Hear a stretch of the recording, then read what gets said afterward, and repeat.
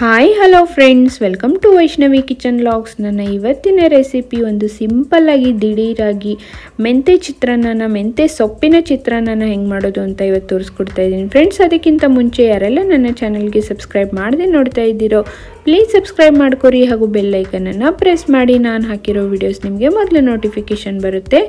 ಇವಾಗ ಇದಕ್ಕೆ ಒಂದು ದೊಡ್ಡ ಸೈಜ್ ಈರುಳ್ಳಿಯನ್ನು ಕಟ್ ಮಾಡಿ ಇಟ್ಕೊಂಡಿದ್ದೀನಿ ರೀ. ಸ್ವಲ್ಪ ಕರಿಬೇವಿನ ಸೊಪ್ಪು, ಒಂದು 2 ಹಸಿಮೆಣಸಿನ್ಕಾಯಿನ ಕಟ್ ಮಾಡಿ ಇಟ್ಕೊಂಡಿದ್ದೀನಿ, ಸ್ವಲ್ಪ ಉಪ್ಪು ರುಚಿಗೆ ತಕ್ಕಷ್ಟು, ಮತ್ತು ಒಗ್ಗರಣೆಗೆ ಕಡಲೆಬೇಳೆ, ಉದ್ದಿನಬೇಳೆ, ಜೀರಿಗೆ, ಸಾಸಿವೆ ಮತ್ತು ಒಂದು ಸಣ್ಣ ನಿಂಬೆಹಣ್ಣನ್ನು ಕಟ್ ಮಾಡಿ ತೊಗೊಂಡಿದ್ದೀನಿ. ಒಂದು ಬೌಲ್ನಷ್ಟು ಅನ್ನ, ಮಾಡಿದ್ದ ಅನ್ನನ ತೊಗೊಂಡಿದ್ದೀನಿ. ಸ್ವಲ್ಪ ಉದುರಾಗಿ ಮಾಡ್ಕೊಳ್ಳಿ. ಮತ್ತು ಒಂದು ಸ್ವಲ್ಪ ಮೆಂತ್ಯ ಸೊಪ್ಪು, ಒಂದು ಸ್ವಲ್ಪ ರೀ, ಒಂದು ಕಟ್ನಷ್ಟು, ಒಂದು ಹಿಡಿಯಷ್ಟು ಮೆಂತ್ಯ ಸೊಪ್ಪನ್ನ ಚೆನ್ನಾಗಿ ತೊಳೆದು ಇಟ್ಕೊಂಡಿದ್ದೀನಿ. ಇವಾಗ ಒಂದು ಬಾಣಲಿ ಇಟ್ಕೊಂಡಿದ್ದೀನಿ ರೀ. ಅದಕ್ಕೆ ಒಂದು 2-3 ಟೇಬಲ್ ಸ್ಪೂನಷ್ಟು ಎಣ್ಣೆ ಹಾಕ್ಕೊತಾ ಇದ್ದೀನಿ. ಎಣ್ಣೆ ಸ್ವಲ್ಪ ಕಡಿಮೆನೇ ಹಾಕ್ಕೊಳ್ತಾ ಇದ್ದೀನಿ. ಒಂದು ಬೌಲ್ನಷ್ಟು ಅಷ್ಟೇ, ಒಬ್ಬರಿಗಾಗುವಷ್ಟು ಅಷ್ಟೇ ನಾನು ಮಾಡಿ ತೋರಿಸ್ತಾ ಇದ್ದೀನಿ. ಇವಾಗ ಇದಕ್ಕೆ ಜೀರಿಗೆ, ಸಾಸಿವೆ ಮತ್ತು ಕಡಲೆಬೇಳೆ ಮತ್ತು ಉದ್ದಿನಬೇಳೆನ ಹಾಕ್ಕೊಳ್ತಾ ಇದ್ದೀನಿ. ಇದನ್ನು ಚೆನ್ನಾಗಿ ನೋಡಿ ಕೈ ಆಡಿಸ್ಕೋಬೇಕು, ಫ್ರೈ ಮಾಡ್ಕೋಬೇಕು ಸ್ವಲ್ಪ ಗೋಲ್ಡನ್ ಕಲರ್ ಬರುವಷ್ಟೊತ್ತಿಗೆ.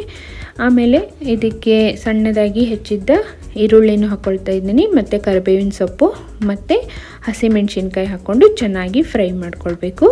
ನೋಡಿ, ಬೇಗ ಫ್ರೈ ಆಗಬೇಕಂದ್ರೆ ಫಸ್ಟಿಗೆ ನಾನಿಲ್ಲಿ ಸ್ವಲ್ಪ ಉಪ್ಪನ್ನು ಹಾಕ್ಕೊಳ್ತಾ ಇದ್ದೀನಿ ಮತ್ತು ಅರಿಶಿಣ ಪುಡಿ. ಆವಾಗಲೇ ನಾನು ಅರಿಶಿಣ ಪುಡಿನ ತೋರಿಸಿಲ್ಲ, ಇದನ್ನು ಕೂಡ ಹಾಕ್ಕೊಳ್ಬೇಕು. ಕಲರು ಚೆನ್ನಾಗಿ ಬರುತ್ತೆ ಮತ್ತು ಆರೋಗ್ಯಕ್ಕೂ ತುಂಬ ಒಳ್ಳೆಯದು. ಎಲ್ಲ ಅಡುಗೆಗೂ ಆಲ್ಮೋಸ್ಟ್ ಅರಿಶಿಣ ಪುಡಿ ಬೇಕೇ ಬೇಕು.